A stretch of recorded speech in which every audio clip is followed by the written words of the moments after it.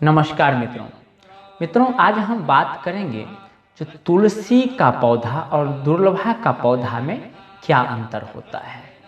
बहुत सारे लोग हमसे सवाल किए हैं, पूछे हैं, जो पंडित जी हमें तो पता है तुलसी के बारे में कुछ कुछ, जो तुलसी किन देवी देवता पर में चढ़ाया जाता है, नहीं चढ़ाया जाता है, कुछ कुछ तो जानकारी है, लेकिन दुर्लभा के विषय में अधिक जानकारी नहीं है। तो कृपया आप हमें दुर्लभा के बारे में बतावें। तो हम मन में सोचे क्यों नहीं हम बता दें आपको जो क्या अंतर होता है दुर्लभा और तुलसी में। इसको संक्षिप्त में लेते हैं, मेन पॉइंट बता देते हैं आपको, जिससे आप जान जाएंगे आज जो दुर्लभा के पौधा में और तुलसी के पौधा में क्या अंतर होता है। तुलसी का पौधा तो आप जानते ही हैं, अपना इंडिया ही नहीं बल्कि विदेशों में भी बहुत जगह पाया जाता है। और दुर्लभा का अगर हम बात करेंगे, दुर्लभा पौधा के विषय में, तो ये उड़ीसा में अधिकतर पाया जाता है। इंडिया के अंदर में उड़ीसा में अगर हम बात करें तो काफ़ी मात्रा में पाया जाता है। और इसके सिवा भी यूपी में, बिहार में, बंगाल में, अलग अलग स्टेट में भी हम देखें। ऐसा नहीं है जो हम किसी से सुन करके आए हैं या कहीं पर में हमने पढ़े तो आपको बता रहे, ऐसा बात नहीं है। हम बिल्कुल अपनी आँखों से जा कर के देखे हैं, क्योंकि हम तो पूजा पाठ के लेन में हैं, बहुत जगह जा कर के पूजा पाठ करते रहते हैं। और फिर हम ज्योतिष का काम करते हैं, वास्तु का काम करते हैं, तो इस कारणवश भी हम एक दूसरे स्टेट में जाया करते हैं। तो हम देखे हैं काफ़ी सारे स्टेट में जो है ये दुर्लभा पाया जाता है, लेकिन उड़ीसा में अधिक मात्रा में है। अगर हम विदेश का बात करें, अपना देश के सिवा भी पाकिस्तान में, तो काफ़ी मात्रा में है ये पौधा। वहाँ पर में किस कामों में लगाता है, नहीं लगाता, ये तो आपको हम नहीं बता पाएंगे। लेकिन यहाँ पर में उड़ीसा में अगर देखा जाए तो देवी देवताओं पर में विशेष करके चढ़ाया जाता है। बंगाल में आप चले जाएंगे तो वहाँ पर में तो कोई चीज़ जब पकवान बनाते तो उसमें भी डाल देते हैं सुगंध हेतु, तो वहाँ पर में इस तरह से भी इस्तेमाल करते हैं। कितने आदमी उसके खुशबू के लिए जो है अपने दरवाजा पर में लगा करके रखते हैं। तो जिस प्रकार से तुलसी होता है इसी प्रकार से ये भी होता है। तो आप समझ गए होंगे कहाँ कहाँ ये पाया जाता है। अगर हम लाते हैं ये पौधा खरीद करके नर्सरी से या मार्केट से कहीं से भी अगर लाते हैं तो हम कहाँ पर में लगा सकते हैं। तो देखिए, इसके लिए कोई भी दिशा निर्धारित नहीं किया गया है। तुलसी का पौधा का बात करेंगे तो ईशान कोण में लगाना चाहिए। ईशान कोण में तुलसी का पौधा लगाना बहुत ही अच्छा माना जाता है। वहाँ पर में लगा करके पूजन कर सकते हैं, यानी नॉर्थ ईस्ट के कोण में। और नहीं अगर वहाँ पर में स्पेस है तो दूसरे दिशा में भी तुलसी का पौधा लगाया जाता है, लगाने से कोई ऐतराज नहीं है। इसी तरह ये दुर्लभा का अगर हम बात कर लेंगे, दुर्लभा पौधा का बात करेंगे तो ये दुर्लभा का पौधा भी आप ईशान कोण में लगावें। और अगर ईशान कोण में आपके पास में स्पेस नहीं है तो फिर सेकेंड नंबर आप चूज करें अपने दरवाजा के पास में, यानी अपने गेट के पास में। दोनों तरफ लगा सकते हैं या एक साइड में लगा सकते हैं। अगर वहाँ भी आपके पास में स्पेस नहीं तो फिर अपने आंगन प्रांगण में कहीं पर में भी लगाया जा सकता है। इसके लिए भी अपने शास्त्रों में कोई जगह निर्धारित नहीं किया गया है, यहीं पर में होना चाहिए ऐसा बोल करके नहीं है। कोशिश रखें, ईशान कोण जो है देवी देवता का स्थान माना जाता है, तो वहाँ पर में ऐसे पवित्र चीज़ को आप लगावें तो अच्छा रहेगा। अगर नहीं स्पेस वहाँ पर में है तो दूसरी जगह भी हम लगा सकते हैं। अब हम बात कर लेते हैं इसके रंग रूप का, जो किस प्रकार का ये पौधा होता है। तो तुलसी का पौधा के बारे में तो बताना जरूरी नहीं है, क्योंकि हो सकता है आप पहले से ही जानते हो। तो जिस प्रकार से तुलसी का पौधा होता है उसी प्रकार से ये भी उसी कदकाठी का ये पौधा होता है, दुर्लभा का पौधा। दुर्लभा पौधा को बेजिल भी बोला जाता है। आप बेजिल प्लांट करके सर्च करेंगे नेट में तो फिर आपको देखने के लिए मिल जाएगा।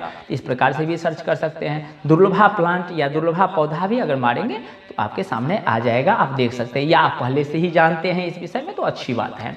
तो उसी के कदकाठी का ये होता है, जैसे तुलसी का पौधा कदकाठी उसी प्रकार का इसका भी हाइट रहेगा, उसी प्रकार से ये भी होता है। जितना उम्र तुलसी पौधा का होता है उतना ही उम्र का ये भी होता है। जितना मोटापा तुलसी पौधा का है उतना ही मोटापा इसका है। अंतर क्या है? अंतर ये है, जो तुलसी का जो पत्र होता है ना, ये छोटा छोटा पत्र होता है, और दुर्लभा का पत्र कुछ बड़े आकार का होता है, उससे डबल रहता है, यानी बड़ा रहता है। कुछ चौड़ा में भी ज़्यादा रहता है और लंबाई भी रहता है। ये यहाँ पर में पत्र में फर्क होता है।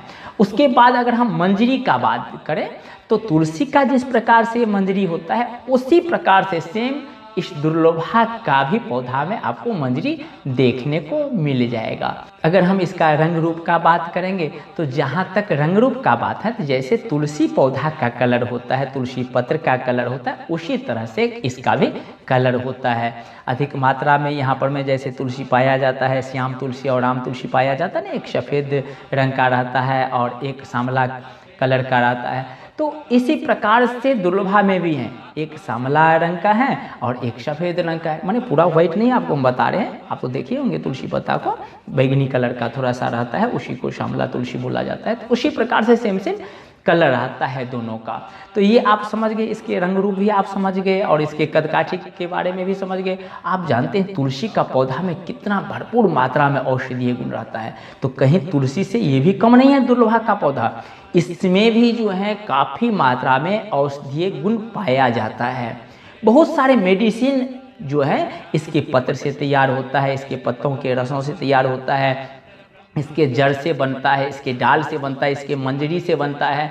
तो काफ़ी मात्रा में औषधीय गुण लिए हुए ये पौधा दुर्लभा का पौधा होता है। जिस प्रकार से उसका औषधि बनता है उसी प्रकार से इसका भी औषधि बनता है। हाँ, उसका कुछ अलग कारणवश औषध बनता है, माने अलग चीज़ के लिए, और इसका कुछ अलग चीज़ के लिए औषध बनता है। दोनों में औषधीय गुण जो है भरपूर मात्रा में पाया जाता है।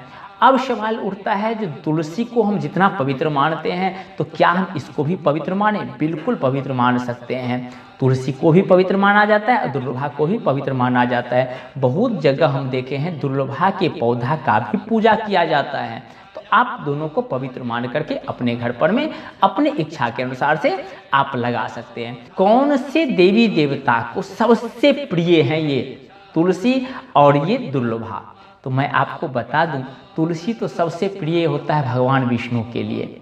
कहा जाता है शालिग्राम पर में अगर हम तुलसी नहीं चढ़ाएंगे तो उनका पूजा भी पूर्ण नहीं हो पाता है। तो भगवान विष्णु का जितना प्रिय ये तुलसी है ना, तो माता लक्ष्मी का भी प्रिय दुर्लभा का दल होता है, दुर्लभा का पत्र होता है तुलसी का ही प्रजाति। तुलसी का पत्र माता लक्ष्मी पर में नहीं चढ़ाया जाता, लेकिन दुर्लभा का पत्र बहुत प्रिय है और वो उन पर में चढ़ाया जाता है। बहुत जगह तो हमने देखे हैं दुर्लभा का दल चढ़ा करके, दुर्लभा का पत्ता चढ़ा करके जो है इनका लक्ष्मी जी का श्रृंगार वगैरह भी किया जाता है।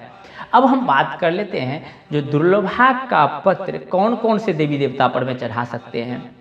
तो जैसे तुलसी का दल बहुत सारे देवी देवता पर में हम लोग चढ़ाते हैं, देवियों को छोड़ करके क्रमशः देवियों पर में वो नहीं चढ़ाया जाता है तुलसी का दल, और देवताओं पर में अधिकतर चढ़ाया जाता है। हाँ, गणेश भगवान पर में तुलसी का दल नहीं चढ़ाया जाता है।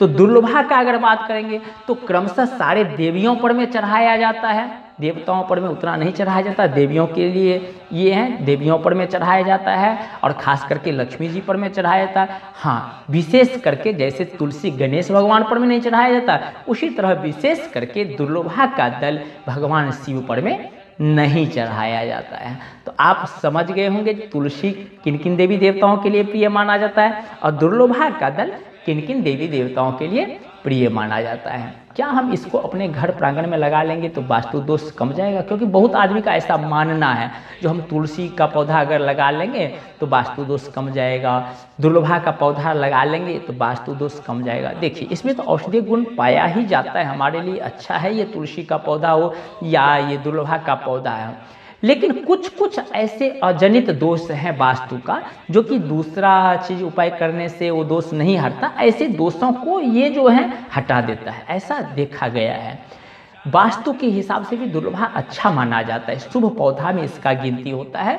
तो आप अगर चाहें तो उस हिसाब से भी अपने घर पर में ला करके लगा सकते हैं। तो ये एक प्रकार का तुलसी है, तुलसी जाति का ही है, लेकिन फर्क यहाँ पर में ये है, जो वो तुलसी जो है राम तुलसी श्याम तुलसी जो है अधिकतर भगवान विष्णु को चढ़ाते हैं, राम को चढ़ाते हैं, कृष्ण आदि को चढ़ाते हैं, और दुर्लभा का जो है बात तो ये हम ज़्यादातर माता लक्ष्मी को चढ़ाते हैं और देवियों पर में चढ़ाते हैं। इसमें इतना सुंदर खुशबू है ना, इतना सुंदर खुशबू है, आप अगर लगा लेंगे ना, एक दो ठो पौधा लगा लेंगे अपने गेट के पास में, तो आप देखेंगे कितना अच्छा लगता है। बहुत ही सुगंध इससे निकलता है, बहुत ही अच्छा खुशबू इसका है, आपके घर प्रांगण में पूरा फैलता रहेगा वो खुशबू और आपको बहुत ही आनंद आएगा।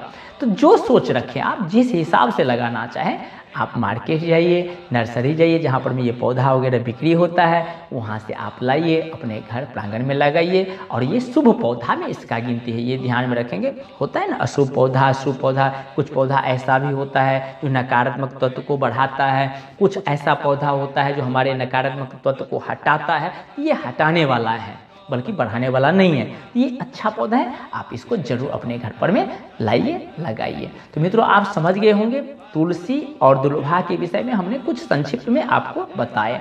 हो सकता है ये सब बातें आपको पहले से ही पता हो, अगर पता है तो अच्छी बात है, बहुत खुशी की बात है, आप इतना जानकारी रखते हैं। अगर नहीं पता है तो ये जानकारी हमने आपको दिए, आप एक दूसरे को ये जानकारी दीजिए। तो आज के लिए मित्रों इतना ही। आप लोगों को हमारी वीडियो देखने के लिए बहुत बहुत धन्यवाद और आप सभी को राम राम।